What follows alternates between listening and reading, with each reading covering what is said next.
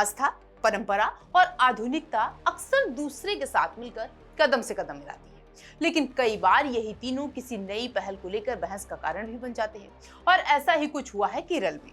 जी हाँ, ऐसे ही एक डिसीजन को लेकर बहस छिड़ गई और अब मामला एक जिम का नहीं रह गया है। चर्चा सिर्फ फिटनेस तक सीमित नहीं रह गई है, अब सवाल पहचान का हो गया है, मामला अब धार्मिक मान्यताओं का हो गया है, मुद्दा अब व्यक्तिगत स्वतंत्रता का है और बदले समाज का भी है। दरअसल केरल का ये जिम अब फिटनेस सेंटर कम बल्कि विवाद का केंद्र ज्यादा हो गया है, क्योंकि इसमें कहा गया है कि अब जिम करने वालों को वहां भी शरिया नियम का पालन करना होगा, तेज आवाज में गाने नहीं सुनने होंगे, महिलाओं और पुरुष पर भी टाइम पर जिम नहीं जाने होंगे। मतलब दोनों के लिए अलग अलग टाइमिंग होगी और यहाँ जिम करने के लिए वो भी महिलाएं आएंगी जो साधारण कपड़ों में नहीं बल्कि बुर्के में आएंगी। इसी के साथ ये भी कानून में कहा गया है कि यहाँ दूसरे समुदाय के लोग भी आ सकते हैं, अगर वो महिलाएं आती हैं तो उनको भी बुर्के पहनना होगा। सही सुना है आपने।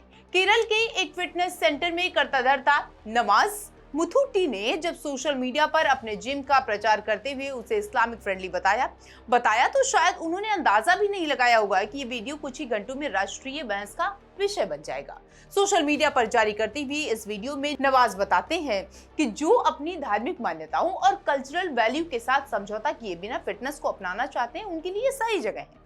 इसी के साथ नवाज ने यह भी बताया कि इस जिम में तेज संगीत सुनना अलाउ नहीं है। पुरुषों और महिलाओं के लिए अलग अलग समय निर्धारित किया गया, दोनों के लिए अलग अलग वर्कआउट जोन होंगे और ट्रेनर्स की व्यवस्था भी उसी आधार पर की जाएगी। अगर आप इनको पहली नजर में देखेंगे तो ये किसी बिजनेस मॉडल की तरह दिखाई देंगे, जहां विशेष वर्ग की जरूरतों को ध्यान में रखते हुए सेवाएं तैयार की जाती हैं। लेकिन अगर आप इनको थोड़ा बारीकी से देखेंगे तो लगेगा भैया ये तो कुछ अलग ही कहानी कह रहा है। सोशल मीडिया पर वीडियो वायरल होने के बाद इसके रिएक्शंस का सिलसिला भी जोर शोर से शुरू हो गया। कुछ लोगों ने इसे धार्मिक आधार का विभाजन की दिशा में उठाया गया कदम बताया, तो किसी का कहना है कि ये महज एक बिजनेस है। लेकिन सवाल उठ रहे हैं कि क्या फिटनेस सेंटर भी अब धार्मिक पहचान के आधार पर चलाए जाएंगे? क्या इससे समाज में अलगाव की भावना नहीं बढ़ेगी? वहीं दूसरी ओर कुछ लोगों ने इसे व्यक्तिगत पसंद और स्वतंत्रता का विषय भी बताया है। उनका तर्क है कि यदि किसी व्यक्ति या समूह की कुछ विशेष आवश्यकताएं हैं और कोई संस्था उसे पूरा करने का प्रयास कर रही है तो इसमें आपत्ति की क्या बात। लेकिन इसी के साथ ये भी समझने की जरूरत है कि हमारे देश में आए दिन कुछ ना कुछ होता ही रहता है। आपको याद होगा अभी हाल ही में नासिक की TCS कंपनी, जहां किसी तरह से इस्लाम के मुद्दे को उठाया गया, नौकरी पेशा करने वालों को प्रताड़ित किया गया और उसके बाद लेंसकार्ट जैसे संस्थानों के जरिए एक लंबी चौड़ी लिस्ट दिखाई गई जिसमें यह कहा गया कि अगर यहाँ पर नौकरी करनी है तो कलावा नहीं बांधना होगा, माथे पर तिलक नहीं लगाना होगा, बुर्का पहनना होगा। और तब भी बवाल हुआ था, तब भी लेंसकार्ट की तरफ से सफाई दी गई थी और कहा गया था कि ये पुराना मामला है। इसके बाद ये मुद्दा और इसको लेकर विवाद बढ़ता गया। सोशल मीडिया पर बहस तेज हो चुकी है और मूल प्रमोशनल वीडियो हटा दिए गए हैं, लेकिन तब तक मुद्दा वहां की सीमाओं को पार कर राष्ट्रीय चर्चा का विषय बन चुका। विवाद के बाद जिम के मालिक नवाज सामने आए और उन्होंने एक नया वीडियो जारी किया, लेकिन इस वीडियो के सामने आने से लिहाजा थोड़ा सा सफाई देने का लगा। उन्होंने इस वीडियो में कहा कि उनका जिम केवल मुसलमानों के लिए नहीं, यहाँ पर सभी धर्मों और समुदाय के लिए है, सबके लिए खुला है, ये सबके लिए है। उन्होंने ये भी कहा कि इस्लामिक फ्रेंडली शब्द का मतलब किसी को बाहर करना नहीं, बल्कि कुछ ऐसे नियम कानून को अपनाना है जो इस्लामी लाइफस्टाइल का पालन करने वाले लोगों को सहज महसूस कराए।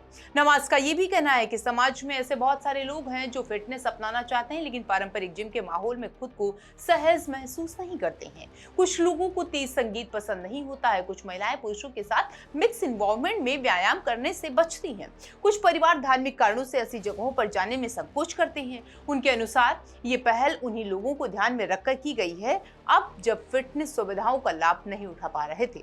लेकिन इस विवाद का दूसरा पक्ष भी है। सवाल ये भी है कि अगर हर समुदाय अपनी अपनी पहचान के आधार पर अलग अलग सार्वजनिक या व्यावसायिक मॉडल विकसित करने लगे तो इससे समाज की दूरी बढ़ सकती है। सवाल ये भी है कि क्या हर धर्म और जाति के लोग स्कूल, अस्पताल, जिम अलग अलग होंगे?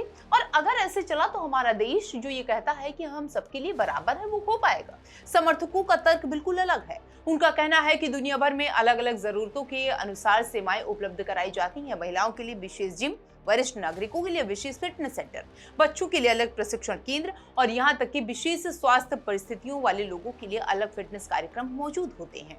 ऐसे में यदि कोई धार्मिक संस्था या धार्मिक सांस्कृतिक संवेदनशीलताओं को ध्यान में रखते हुए सेवा प्रदान करती है तो इसे अलग अलग नजर से देखना चाहिए।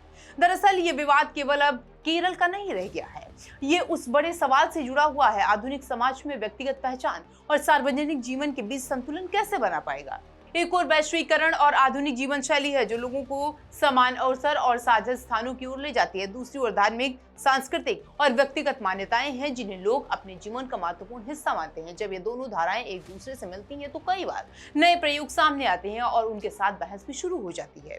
केरल जैसे राज्य में जहाँ शिक्षा और सामाजिक जागरूकता का स्तर ऊंचा माना जाता है, वहाँ इस तरीके की पहल का सामने आना और उस पर चर्चा होना अपने आप में महत्वपूर्ण माना जा रहा है। फिलहाल नवाज ने साफ साफ ये कह दिया है कि उनका उद्देश्य किसी को अलग करना नहीं बल्कि उन लोगों को फिटनेस से जोड़ना है जो कुछ विशेष मान्यताओं के कारण अब तक जिम संस्कृति से दूर रहे हैं।